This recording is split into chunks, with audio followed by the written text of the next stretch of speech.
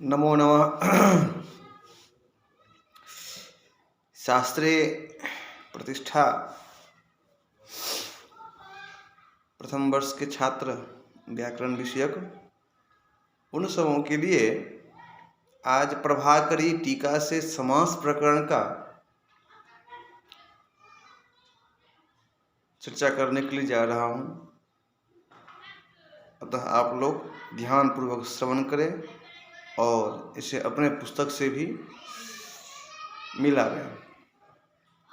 समास प्रकरण है, कहा गया है अथ समासा समासः पंचधा तत्र समसनं समासः शौच विशेष संज्ञा विनिर्मुक्तः केवल समासः प्रथमः प्रायेण पूर्व पदार्थ प्रधानो अव्ययी भावो द्वितीयः प्रायेणोत्तर उत्तर पदार्थ प्रधानस्तिर तत पुरुष तृतीयः तत्पुरुष भेदः कर्मधारयः कर्मधारय भेदो द्विगुः प्रायेण अन्य पदार्थ प्रधानो बहुव्रीहि चतुर्थः प्रायेण उभय पदार्थ प्रधानो द्वंद्वः पंचमः समर्थः पदविधि पद संबंधी जो विधि समर्था श्रुतो बोध्य सुपोलुक परार्थाभिधानं वृत्ति कृतद्धित समासैक शेष समाद्यंत धातु रूपाः पंचवृत्तयः वृत्त्यर्थावबोधक वाक्यम विग्रह शौच लौकिको अलौकिकश्च द्विधा तत्र प्राक् कडारात् समासः कडाराः कर्मधार्ये इत्यतः प्राक् समास इत्यधिक्रियते। अब इसमें देख लेते हैं जो क्या कहा गया है। तो समास प्रकरण है और हम लोग जानते हैं भली भांति जो समास में करना क्या होता है। तो है जो पहले केवल समास, मात्र समास की चर्चा। तत्रादो मतलब सबसे पहले केवल समास प्रारंभ करते हैं। समास है क्या? तो समसनं बहूनां पदानां पदार्थानां च मिलित्वा एकपदी भवनं समासः एकार्थी भावः अर्थात अनेक पदार्थ मिलकर एक अर्थ होना, अनेक शक्ति का एक शक्ति होना समास शब्द का अर्थ है। वे 5 प्रकार शैली प्रक्रिया से एकार्थ समास अनुभूत है। अनेक पदों में कहीं सामान्य अर्थ, कहीं पहले पद का अर्थ और कहीं दूसरे का, कहीं दोनों पद का अर्थ प्रधान, कहीं अन्य पद का अर्थ प्रधान होता है। पूर्ण विवेचन करके क्रमशः सुनिए अब 5 समासों का लक्षण। वह समास जो विशेष संज्ञा, अव्ययी भाव, तत्पुरुष, द्वंद्व आदि नाम संज्ञा और उनके लक्षण तात्पर्य से मुक्त हो वह केवल समास प्रथमः कहलाता है। और उनके लक्षण तात्पर्य से मुक्त हो वह केवल समास प्रथमः कहलाता है। जैसे भूतपूर्वः, इसमें किसी समास का लक्षण न घटने से यह स्वतंत्र विशेष नाम रूप रहित समास प्रथमा है। प्रायः अर्थात बहुधा, अक्सर, पूर्व पदार्थ प्रधान, जिस समास में पहले पद का अर्थ मुख्य प्रधान हो वह अव्ययी भाव समास कहलाता है। पूर्व पद स्थानं प्रधानम यत्र, जैसे अधिहरि, उपकृष्णम। समास शब्दों में अधि उप अर्थ की प्रधानता है। अचि, अच का अधिकरण हरि में अर्थ उप का समीप, मतलब कृष्ण के समीप अर्थ। प्रायः पद से सूचित है कि कहीं पूर्व पक्ष का अर्थ प्रधान नहीं भी है। जैसे उन्मत्ता गंगा यस्मिन देशे, अर्थात उमड़ी हुई गंगा जिस देश में हो वह उन्मत्त गंग देश है। यहाँ अन्य पदार्थ जो है देश, वो प्रधान होने पर भी अव्ययी भाव समास माना गया। इसलिए अव्यया अधिकार पठितत्वम अव्ययत्वम प्रायः उत्तर पद का अर्थ प्रधान हो, जिससे वह तत्पुरुष समास है। जैसे संकुला खंडम आनय, मतलब सरलता से किया गया टुकड़ा लाओ। यहाँ उत्तर पद खंड का अर्थ टुकड़ा ही लाया जाएगा। प्रायः कहने का फल पंचानाम तत्रानाम समाहारः पंचतंत्रम, मतलब 5 प्रकार के विचारों का समुदाय जो अन्य पदार्थ है वहाँ भी तत्पुरुष लक्षण माना जाए। तत्पुरुष अधिकार पठितत्वम पुरुषत्वम, तत्पुरुष का ही एक भेद कर्मधारय है।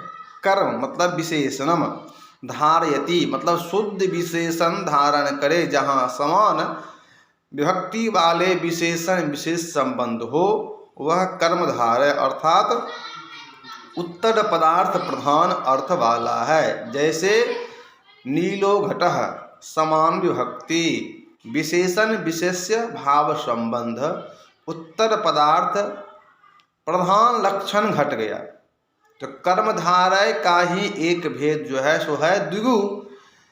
तो पंचानाम अजानाम समाहारः पंचाजम, पंच संख्या पूर्व में हो अजा का अर्थात द्विगु है। प्रायः बहुधा अन्य पदार्थ उच्चारित शब्दों से भिन्न किसी का अर्थ प्रधान हो वह बहुव्रीहि समास है। बहु मतलब अनेक, व्रीहि विशेषण, अनेक विशेषण का तात्पर्य है कि तात्पर्य एक ही है जो अन्य अर्थ में घटे। यहाँ दृष्टः सागरो येन तम दृष्ट सागरम आनथ, अर्थात जिसने सागर को देखा हो उसे लाओ। यहाँ उच्चारित शब्द दृष्ट और सागर हैं, उससे भिन्न किसी व्यक्ति रूप अर्थ का प्राधान्य हुआ है। प्रायः शब्द का फल द्वौच त्रयश्च द्वित्रा, जैसे द्वंद्व दोनों पदार्थों में भी बहुव्रीहि घटे, अतः बहुव्रीहे अधिकारो पठितो बहुव्रीहि।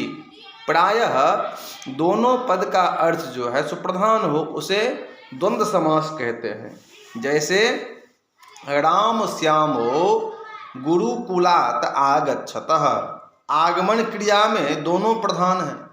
यह समास अनेक पद वाला भी है, लेकिन समाहार में लक्षण घटे अतः प्रायः घट पद दिया गया है, जो द्वंद्वाधिकार पठितत्वम द्वंद्वत्वम भावात्मका तात्पर्य द्वंद्वोस्मि दुर्गीढ़हम गृहे च में सतजम अव्ययी भावः तत्पुरुष कर्मधारय ये नाहम श्याम बहुव्रीहि।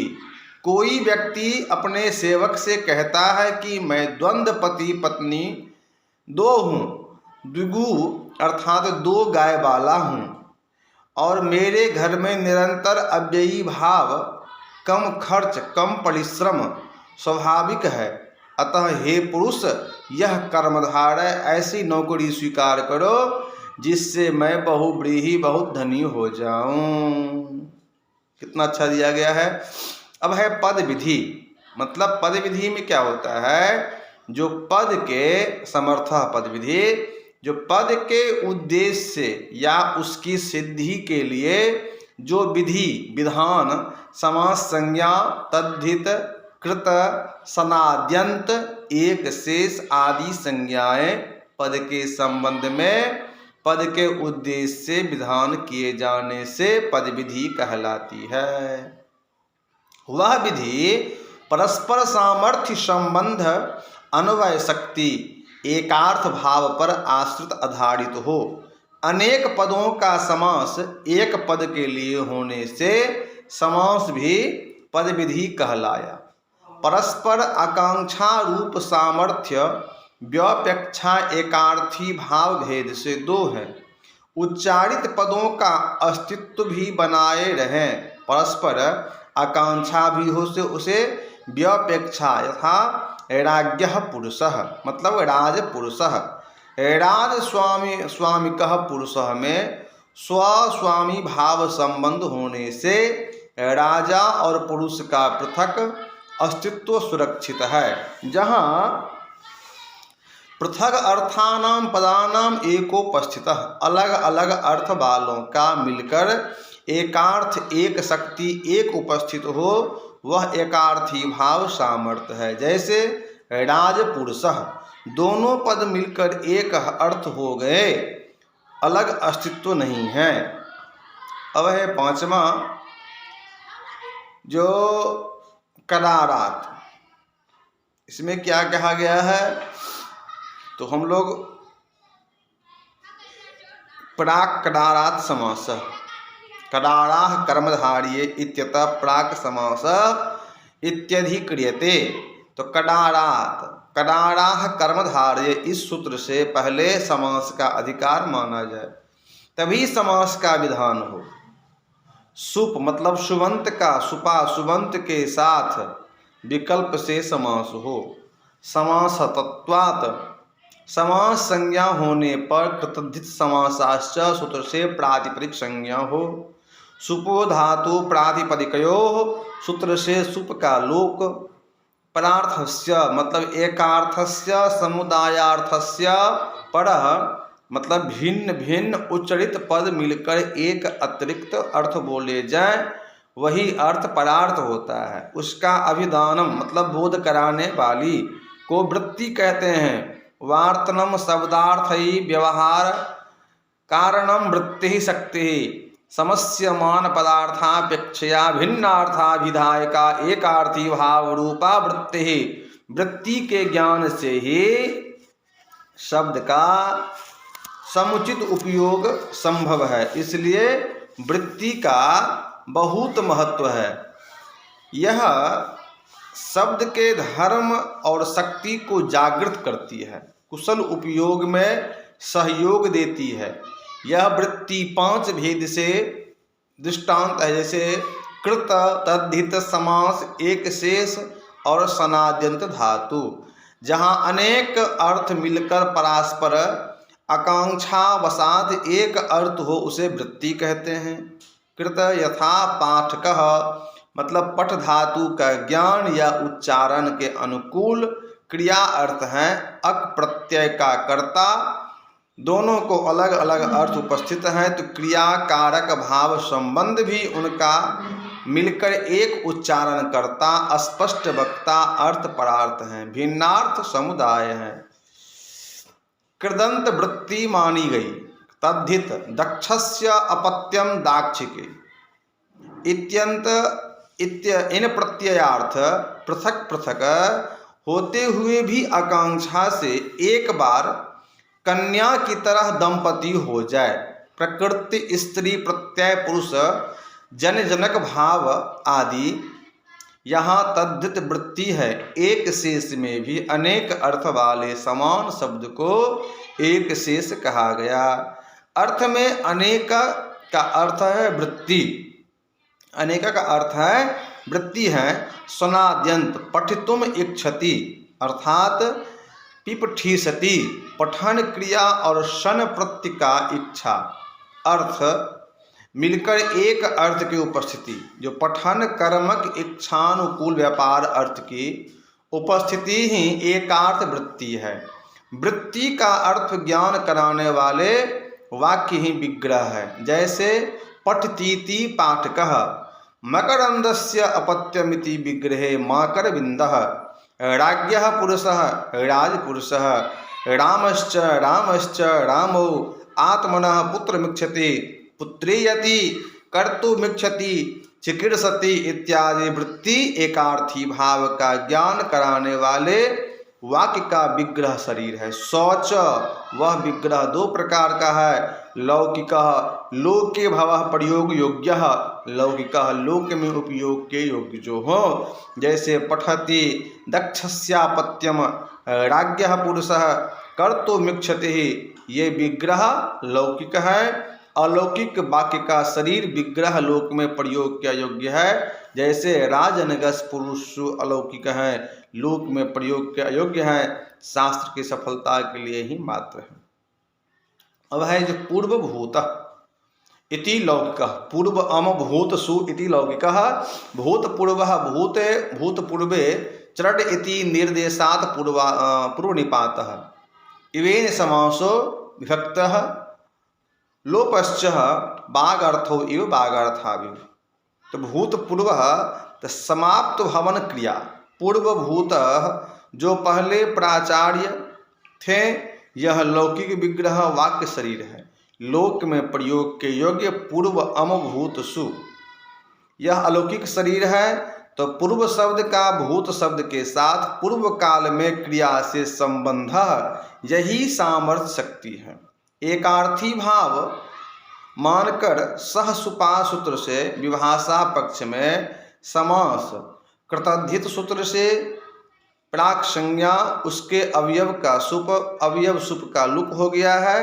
तो पूर्व भूत पूर्वे चरट इति सूत्र निर्देश उच्चारण प्रमाण से निर्णय हुआ कि जो भूत शब्द का पूर्व प्रयोग होता है तो एक देश विकृत न्यायन से प्राक संज्ञा विभक्ति कार्य भूत पूर्व तो पूर्वकालिक भवन क्रियाश्रय प्राचार्य वार्तिक इवेन अर्थात इव इस अव्यय के साथ समर्थ शुवंत का समास हो, विभक्ति का लोप नहीं हो।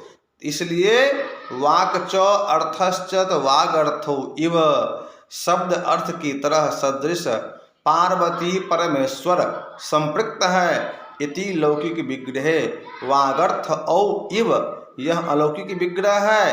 वाणी और अर्थ का इव सादृश्य समानता समर्थ हुआ। वासे समास विभक्ति लोप का निषेध आव आदेश वागर्थाविव वाणी और अर्थ के सदृश समासार्थ हुआ। समास में एक पद एक अर्थ एक स्वर होना अनिवार्य है, पर तीनों को मिलकर ज्ञान समासार्थ होगा, जिसके ज्ञान से पुण्य होता है, अन्यथा उक्त फल नहीं होता। समास स्वर अर्थ को प्रभावित करते हैं, परंतु स्वरों का अर्थ से संबंध न जोड़ना बीज को खेत में न बोने के समान दुर्भाग्य के विषय है। विकल्प न होने पर भी यह समास अनित्य है। उद्धाहुरी बामणः इस कालिदास के प्रयोग से व्यत्य की भी मान्य है। तो इसी प्रभाकर्जाम केवलः समासः प्रकरणम अस्तु। नमो नमः।